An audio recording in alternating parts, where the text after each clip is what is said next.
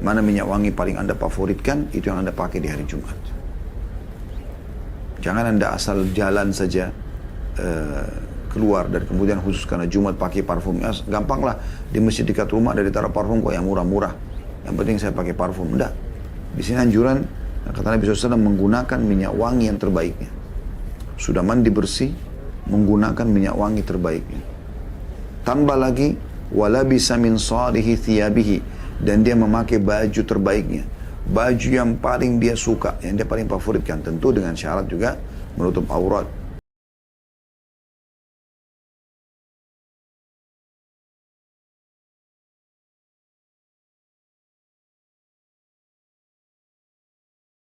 Assalamualaikum warahmatullahi wabarakatuh. Alhamdulillah wassalatu wassalamu ala Rasulillah. Segala puji dan puja kehadirat Allah Subhanahu wa taala, juga salawat dan taslim kepada Nabi besar Muhammad sallallahu alaihi wa ala alihi wa sahbihi wasallam. Saudara kesiman, bertemu lagi di hari Jumat seperti biasa. Kita membaca buku Sahih At-Targhib wa Tarhib dan kita masih dalam kitab Jumat, dan kita akan langsung masuk insyaallah ke bab kedua. Setelah bab pertama cukup panjang lebar kita menjelaskan tentang keutamaan hari Jumat, ya. Dan sekarang kita akan masuk dengan izin Allah Subhanahu wa taala anjuran mandi di hari Jumat. Mandi hari Jumat, kata Al-Mundhiri rahimahullah, telah disebutkan di bab sebelumnya pada hadis Salman Al-Farisi, Aus bin Aus dan Abdullah bin Amr radhiyallahu anhum ajma'in. Ya. Dan kita akan baca hadis pertama di sini dengan sanad hasan, urutan 704 dari awal kita belajar. Dari Abdullah bin Abu Qatadah radhiyallahu anhu, dia mengatakan, "Dakhala alayya abi wa ana agtasilu yawmul jum'ah. Faqala ghusluka hadha min janabatin aw li jum'ah. Qultu min janabah. Qala 'id ghuslan akhar. Inni sami'tu Rasulullah sallallahu alaihi wasallam yaqul, man iktasala yawmal jum'ati kana fi taharatin ilal jum'atil ukhra." Artinya, ayahku datang kepadaku sementara aku sedang mandi pada hari Jumat. Lalu dia bertanya, kamu mandi karena junub atau untuk Jumat? Maka aku menjawab, karena junub. Dia berkata, mandi sekali lagi karena aku mendengar Rasulullah sallallahu alaihi wasallam bersabda, barang siapa mandi pada hari Jumat, maka dia berada dalam keadaan suci sampai Jumat berikutnya. Hadis ini diriwayatkan Tabarani dalam Mu'jam al-Awsat dan sanadnya hasan. Ibnu Khuzaimah juga menyebutkan dalam sahihnya, dan dia mengatakan, ya, hadis ini Ibnu Khuzaimah meriwayatkan dalam sahihnya, dan Al-Hakim juga meriwayatkan dengan lafaz At-Tabarani, sama dengan lafaz At-Tabarani. Dan dia berkata sahih berdasarkan syarat keduanya. Masih nomor yang sama, nomor 1, ada riwayat yang lain. Dan diriwayatkan oleh Ibnu Hibban dalam sahihnya, lafadznya adalah, man iktasala yaumal jum'ah lam yazal tahiran il jum'atil ukhra. Barang siapa yang mandi pada hari Jumat, maka dia akan senantiasa suci sampai Jumat berikutnya. Saya akan bacakan dulu semuanya, karena kurang lebih 4 buah hadis dalam bab ini, semuanya mirip tentang masalah mandi. Baru kita masuk dalam penjelasan sekaligus insyaAllah. Hadis kedua, nomor 705 dari awal kita belajar. Dari, tentu dengan sanad sahih, kena diriwayatkan Ibnu Khuzaimah dengan sanad sahih. Abu Hurairah radhiyallahu anhu berkata, Rasulullah SAW bersabda, "Idza kana yaumul jum'ati faghtasala ar-rajul wa ghasala ra'sahu, thumma tatayyaba min atyabi tibihi wa labisa min salihi thiyabihi, thumma kharaja ila as-salati wa lam yufarriq baina ithnaini, thumma istama'a lil imami, ghufira lahu min al-jum'ati ila al-jum'ati wa ziyadatu 3 ayyam." Jika tiba hari Jumat, lalu seseorang mandi dan membasuh kepalanya, kemudian memakai minyak wanginya yang terbaik, memakai pakaiannya yang bagus atau yang terbaik, kemudian berangkat sholat, dia tidak memisahkan antara 2 orang yang sedang duduk, kemudian dia mendengarkan imam, maka dia diampuni dari Jumat itu ke Jumat yang lainnya dan ditambah lagi 3 hari.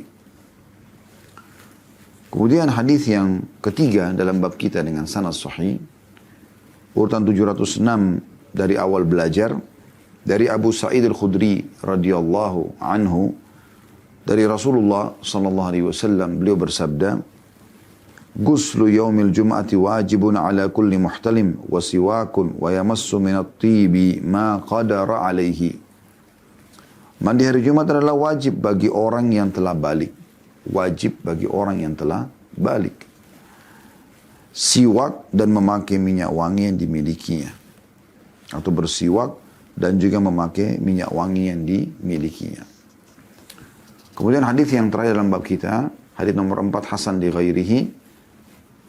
Dan urutan 707 dari awal kita belajar dari Ibnu Abbas radhiyallahu anhuma, dia berkata bahwasanya Rasulullah sallallahu alaihi wasallam bersabda, "Inna hadza yaumu 'idin ja'alahu Allah lil muslimin, faman ja'a al-jum'ata falyaktasil wa in kana tiban wa in kana tibun falyamassa minhu wa 'alaikum bis-siwak." Sesungguhnya ini adalah hari raya yang Allah jadikan untuk kaum muslimin. Barang siapa yang menghadiri sholat Jumat, maka hendaklah dia mandi. Dia jika mempunyai minyak wangi, maka hendaklah dia memakai dan hendaklah kalian juga bersiwak. Hadis ini diriwayatkan Ibnu Majah dengan sanad hasan. Dan hadis ini dinyatakan hasan di ghairihi oleh Syekh Albani karena dikuatkan dengan riwayat-riwayat yang lain. Dan beliau mengatakan akan hadir hadis-hadis yang menunjukkan kepada bab ini di bab-bab berikutnya insyaAllah. Baik, kita kembali kepada hadis pertama, saudaraku seiman, dari bab anjuran mandi di hari Jumat ini. Hadis pertama adalah hadis Abdullah bin Abu Qatadah. Dia menyatakan bahwasanya dia pernah mandi. Dan Abu Qatadah sahabat Nabi. Abdullah anaknya sahabat ini. Dia mengatakan, aku satu hari pernah ditemui oleh ayahku sementara aku baru saja selesai mandi. Maka ayahku bertanya, apakah kamu mandi karena junub atau karena Jumat? Maka aku mengatakan karena junub. Maka beliau mengatakan, lakukan mandi lagi sekali. Karena aku mendengarkan Rasulullah SAW bersabda, siapa yang mandi pada hari Jumat, maka dia dalam keadaan suci sampai Jumat yang akan datang. Pelajaran pertama dari hadis ini adalah kejelian Abdullah bin Abu Qatadah radhiyallahu anhu ajma'in, bagaimana dia menceritakan dan tidak langsung to the point kepada penyampaian ayahnya tentang hadis Nabi SAW. Tapi lebih kepada menceritakan keadaan. Ini kan kasus. Kasusnya adalah dia pasti temui ayahnya di hari Jumat dan baru selesai mandi. Maka dia menceritakan itu. Dia tidak langsung mengatakan, ayahku berkata, Abu Qatadah, bahwasanya Rasulullah SAW bersabda, ya, siapa yang mandi hari Jumat, maka dia dihitung bersuci dalam keadaan suci sampai Jumat akan datang. Dia tidak langsung masuk ke poin itu. Tapi dia menjelaskan sebab, ya, dari kenapa dia menyampaikan atau meriwayatkan hadis ini. Yaitu pertemuan dia dengan ayahnya seorang sahabat Nabi. Yang juga, ini faedah yang kedua, kejelian ayahnya Abu Qatadah radhiyallahu anhu. Dan bagaimana posisi dia sebagai seorang ayah yang peduli sekali dengan keadaan anaknya. Jadi yang pertama, keutamaan Abdullah dalam menyampaikan, ya, sebab dia meriwayatkan hadis ini, ya, dan bisa saja dia langsung masuk to the point, ya, menyampaikan tentang inti hadis, tapi di sini dia menyampaikan kepada kita sehingga kita tahu gitu, ya, sebab dia meriwayatkan hadis ini. Ya. Dan ini penting. Tidak selamanya hadis itu hanya sekedar disampaikan saya, tapi mungkin karena ada kasus yang sedang terjadi, kemudian ada orang yang meluruskan kita, lalu kemudian kita mendapatkan atau mendengarkan hadis dari Nabi SAW sebagai nasihat. Kemudian yang kedua pelajaran adalah kecerdasan dan kejelian Abu Qatadah sebagai ayah radhiyallahu anhu. Bagaimana beliau jeli sekali di sini dalam menilai anaknya, ya, peduli terhadap anaknya. Jadi apa yang anak sedang kerjakan, walaupun sudah benar di depan mata kita, tidak ada salahnya kita bertanya. Terlebih lagi memang kalau dalam perbuatan dia itu ada hal yang bisa kita berikan tambahan masukan. Ya. Jadi contoh kasus ini Abu Qatadah radhiyallahu anhu. Hari Jumat dia ketemu sama anaknya, ingin sama-sama sholat Jumat. Dan dia lihat anaknya sudah mandi. Kalau kita mungkin sebagai ayah, umumnya kalau kita berpikir sederhana saja, ya udah selesai, ayo kita sholat Jumat, kita pergi. Kita nggak perlu tanya kenapa dia mandi, kan kita tahunya mandi hari Jumat dianjurkan. Tapi di sini dia sangat jeli. Radhiyallahu anhu, dia mengatakan, kamu mandi ini sekarang sudah rapi seperti ini. Tadi niatnya apa? Mandi junub atau mandi Jumat? Maka anaknya mengatakan mandi junub. Artinya hanya niat junub saja. Maka ayahnya mengatakan mandi sekali lagi. Dan niatkan sekarang mandi kamu yang kedua untuk Jumat. Dan ini kejelian seorang ayah dalam menetapkan dan membantu anaknya agar menjalankan sunnah Nabi SAW. Ini hal yang positif sekali. Oleh karena itu kita sebagai orang tua harus peduli benar ya. Jadikan anak kita sebagai ajang utama kita meraih pahala dari mereka. Ajarkan kepada mereka semua kebaikan. Ya. Sedetail mungkin kita bisa. Sehingga dia hanya mengambil sebagian kecil dari orang. Selama memang kita punya ilmunya tentunya. Banyak contoh-contoh yang lain seperti mengajarkan makan dengan tangan kanan, minum dengan tangan kanan, jangan bernafas di makanan dan minuman. Sebagaimana anjuran Nabi SAW dan larangan beliau SAW. Menggunakan busana muslim, ya. Bagi perempuan busana muslimah, ya. Dan segala macam hal yang berhubungan dengan masalah perintah-perintah agama. Saya melihat dulu, ya saya punya pengalaman pribadi, teman-teman sekalian saya berbagi. Ayah saya rahimahullah, semoga Allah rahmati, beliau sudah meninggal. Dia tahu kalau saya sudah mengerjakan sesuatu itu. Seringkali dia sudah tahu sebenarnya. Cuman dia coba membahasakan lagi. Yang saya tangkap adalah beliau ingin terlibat dalam perbuatan saya itu lebih jauh lagi. Agar beliau panen pahala. Gitu. Contoh, beliau sudah tahu sebenarnya saya mengerjakan sholat duha. Tapi kadang-kadang beliau duduk dan sengaja menyinggung tentang masalah sholat duha. Dan dengan harapan tentu saya lebih termotivasi untuk mengerjakannya. Jadi subhanallah tidak selamanya nanti anak kita tidak kerjakan baru kita nasihati, tidak. Bisa saja anak kita sudah kerjakan tapi kita memperkuat itu agar supaya kita juga lebih mendapatkan pahala, walaupun seorang ayah atau ibu itu akan panen pahala amalan anaknya walaupun mereka tidak menganjurkannya. Jadi semua perbuatan baik anak itu akan dipanen oleh orang tuanya. Tapi tidak semua amal buruk dipanen dosa oleh orang tuanya. Kecuali dia penyebab dari amal buruk tersebut. Dari pergaulan bebas, dari minuman keras dan segala macam. Kalau orang tuanya yang membukakan pintu buat anaknya, maka dia panen dosa. Tapi kalau tidak, maka dia tidak akan panen dosa. Tapi semua amal baiknya anak tersebut akan menjadi amalan tambahan bagi orang tua. Hanya di sini, kita bisa sebagai orang tua lebih peduli lagi. Dengan harapan ada ekstra pahala dan juga anak kita bisa lebih berpegang teguh pada ajaran agama itu. Itu maksud daripada atau faedah kedua dari sikap Abu Qatadah radhiyallahu anhu. Abu Qatadah radhiyallahu anhu. Pelajaran yang ketiga yang bisa kita ambil dari hadis adalah dari pertanyaan Abu Qatadah, apakah mandi junub atau mandi Jumat? Pertanyaan sederhana. Bukankah ada hadis Nabi SAW yang berbunyi siapa yang mandi di hari Jumat mandi junub? Ya, atau seperti mandi junub. Lalu kemudian dia menggunakan baju terbaiknya, lalu kemudian dia pergi sholat, akan diampuni dosanya. Dan bukankah anjuran sebagian ulama, bagaimana di hari Jumat menggabungkan dalam niatnya, dia mandi junub dan mandi Jumat? Jawabannya iya.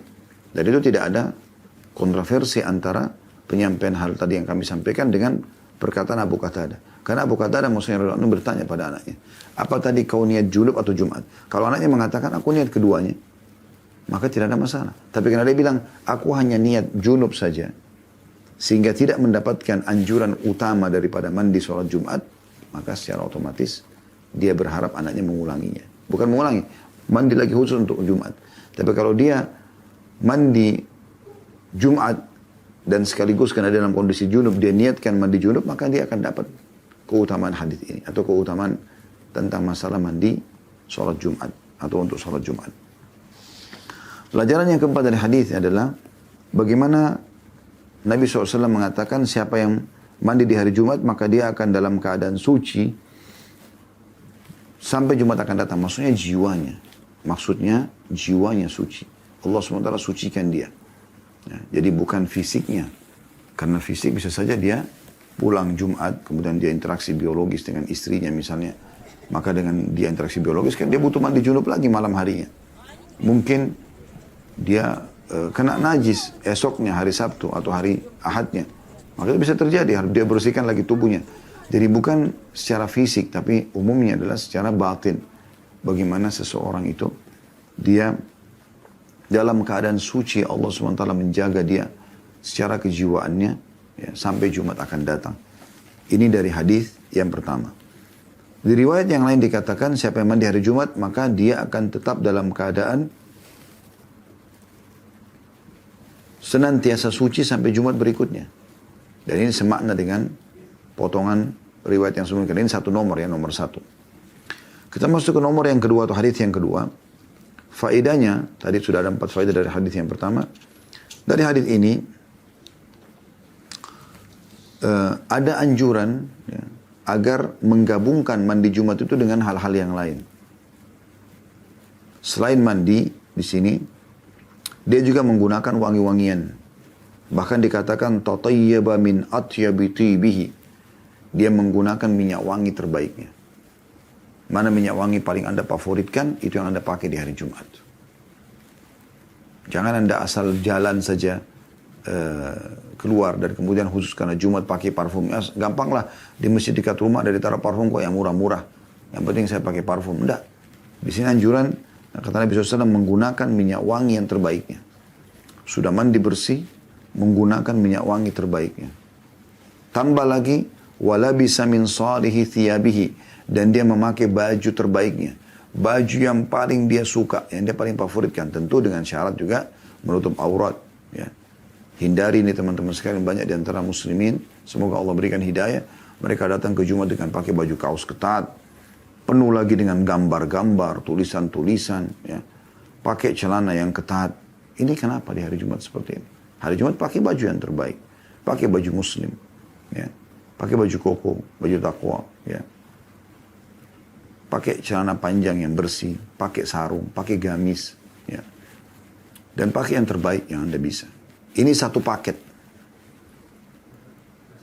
Ini pelajaran pertama dari hadis, anjuran agar ya, menggabungkan antara mandi yang bersih dengan baju yang bersih, minyak wangi yang terbaik. Tapi di sini teman-teman sekalian juga perlu digarisbawahi masalah minyak wangi yang terbaik ya. Minyak wangi, cari minyak wangi yang memang umum juga. Artinya enak dicium, orang lain pun enak menciumnya. Karena saya pernah dekat dengan seseorang, dia mungkin bangga dengan parfum itu ya. Minyak wangi itu, entah dari jenis kayu apa, tapi bukan minyak wangi yang umum dijual. Tapi baunya sangat nyengat dan kurang sedap gitu ya. Tidak semua orang suka parfum ini. Tapi dia dengan percaya dirinya, dia menggunakan parfum itu lalu dia jalan di sekitar orang. Dan memang betul-betul menyengat sekali.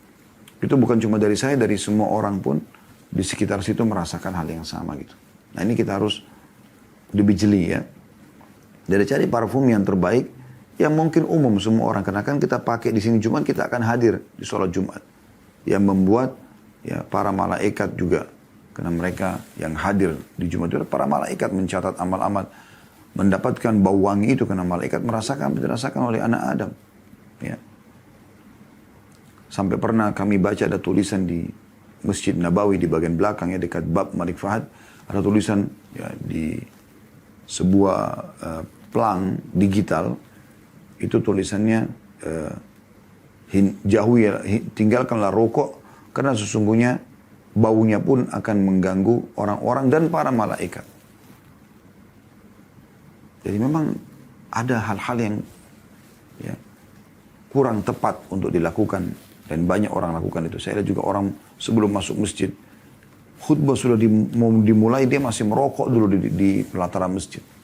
Kenapa harus seperti ini? Kenapa minimal Anda lakukan nanti setelah sholat Jumat? Bau mulutnya ada. Bau asapnya, orang tidak suka itu. Anda disuruh pakai wangi-wangian, bukan pakai asap rokok yang menyengat sekali. Apalagi kalau lagi musim panas. Ya, tambah dia dengan keringatannya.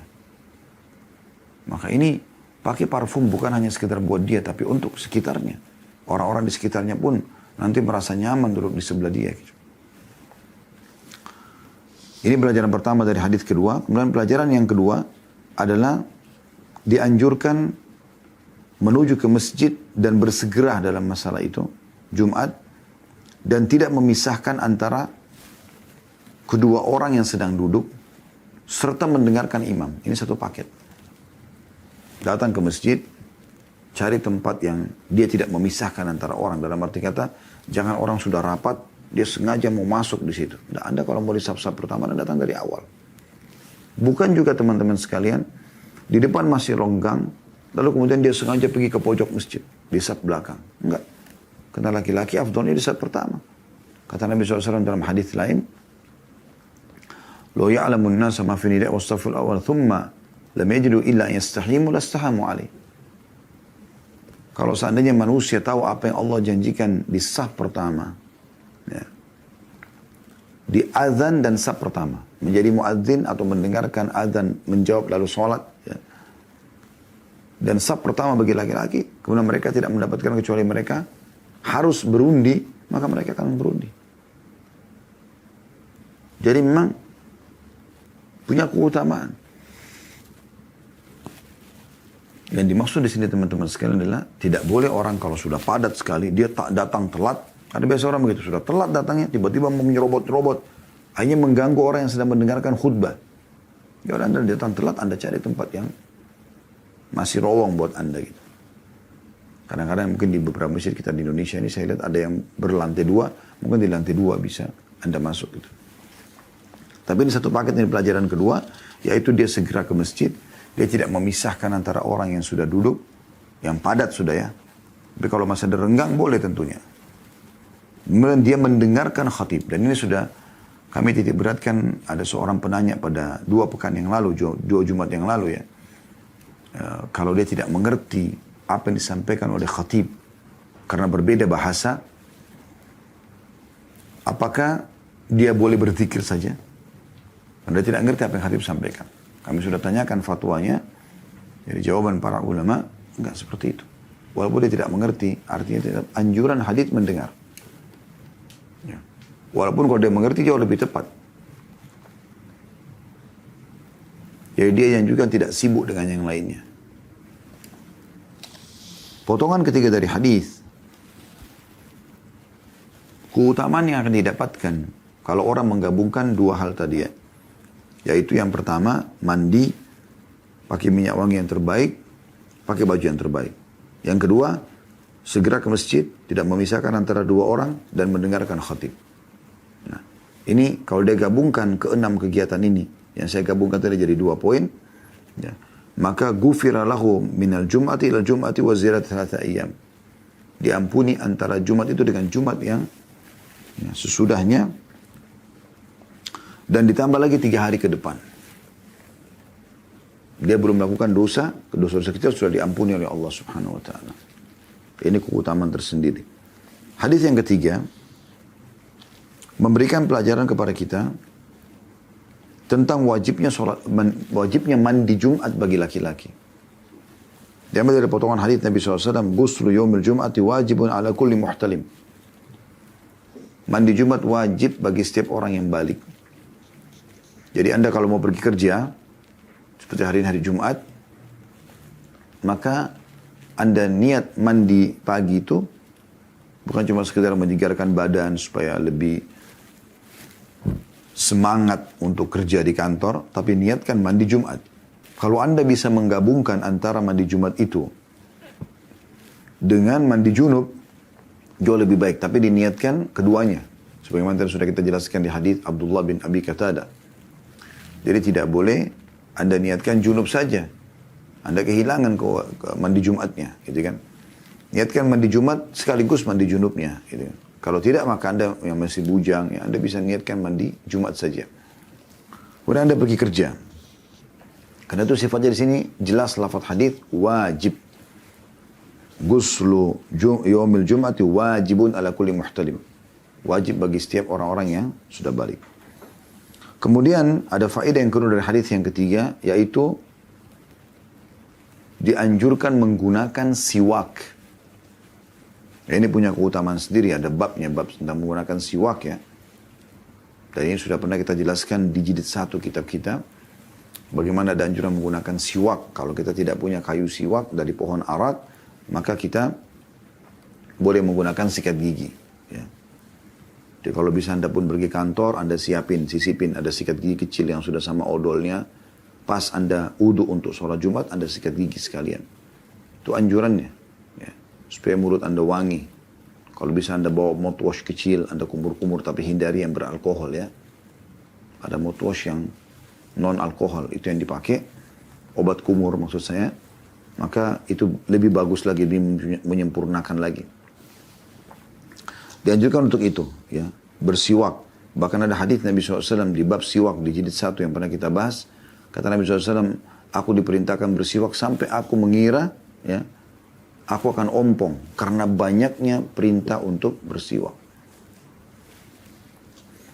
Ini pelajaran kedua dari hadis yang ketiga.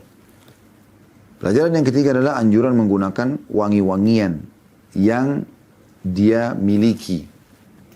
Kan kalau hadis yang kedua tadi, pakai yang terbaik. Bagaimana kalau dia miskin?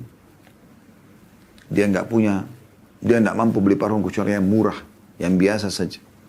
Yang mungkin begitu disemprot, dalam hitungan 5 menit sudah hilang baunya. Nggak ada masalah. Itu dikuatkan dengan hadis nomor 3 ini.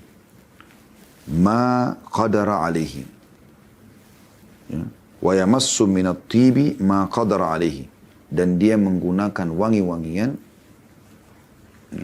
yang dia miliki, yang dia mampu. Walaupun itu murah.